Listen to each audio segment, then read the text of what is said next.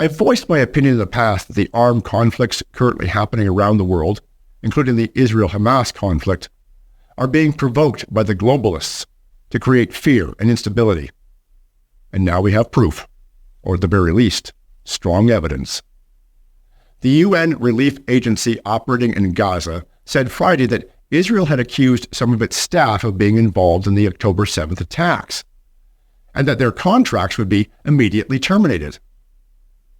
The United Nations Relief and Works Agency Commissioner General Philippe Lazzarini said Israeli authorities provided the agency with information alleging several of its employees participated in Hamas' murderous rampage into southern Israel, when the militant group killed at least 1,200 people and abducted more than 250 others. Israel's relations with the UN have deteriorated in recent months after the organization's senior officials repeatedly condemned the country's military approach to the war in Gaza.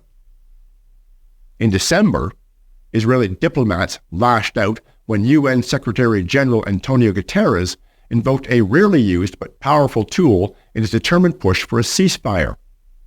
At the time, Israeli Foreign Minister Eli Cohen said the UN chief's tenure was a danger to world peace, and that his call for a ceasefire in Gaza amounted to supporting Hamas and the October 7th attack. So the globalists, through UN agent provocateurs, start a war against Israel. Then they push woke ideology around the world to convince the gullible and woefully uninformed that Israel is the enemy and poor Hamas is just misunderstood. They do this while the very agency that helped start the war condemns Israel on the world stage for defending themselves. As Israel's offensive enters its fourth month, entire neighborhoods in Gaza have been wiped out, critical supplies are dwindling, and more than 2.2 million people face starvation, dehydration, and deadly disease. As I've said before, there are no good guys here, just innocent civilian victims suffering and dying for the globalist agenda.